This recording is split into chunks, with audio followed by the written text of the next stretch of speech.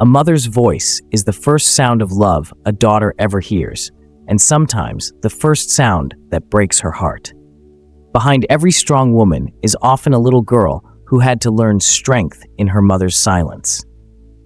Have you ever looked at your daughter and wondered why she pulls away, even when you mean well?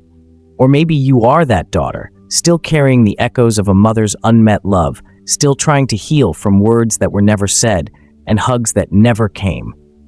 This is the story of the healing and the hurt, the invisible emotional thread that binds every mother and daughter.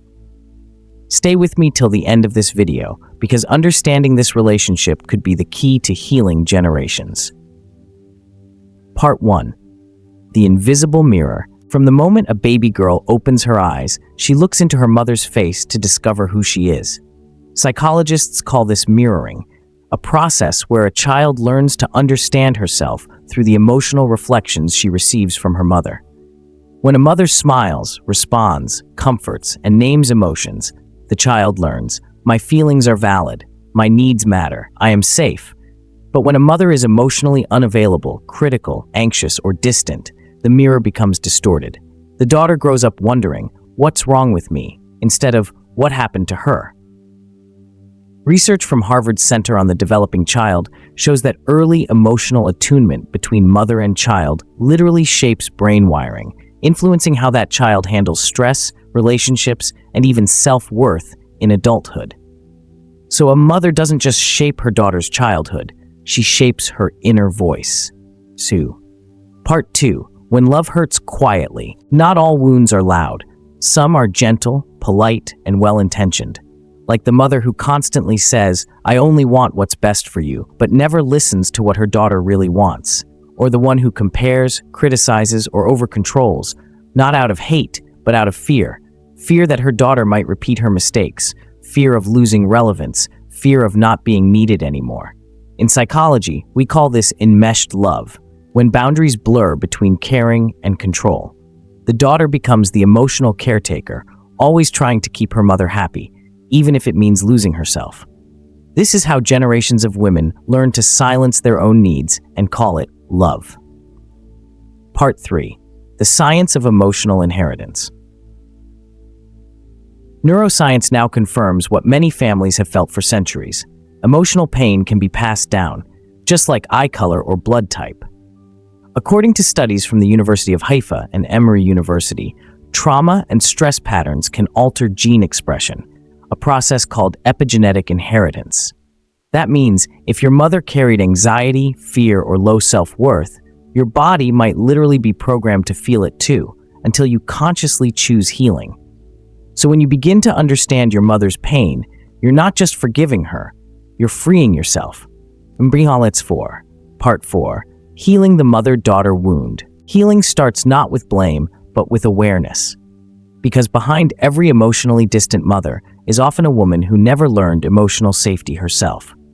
Here are 5 practical, scientifically proven ways to begin healing this powerful bond, whether you're a mother or a daughter.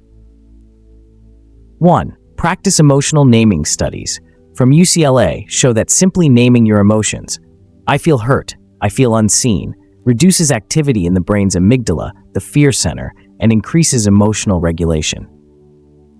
Say it aloud. Mom, when you said that, I felt small. Or, daughter, I realize I may have spoken out of fear. Naming feelings turns pain into language, and language into healing. 2. Redefine love beyond control. Real love allows freedom. Instead of asking, how do I protect my daughter from pain, ask, how do I prepare her to handle it? And instead of saying, my mom never listened to me, try, maybe she didn't know how, but I can learn to. Healing begins when love shifts from control to connection. 3.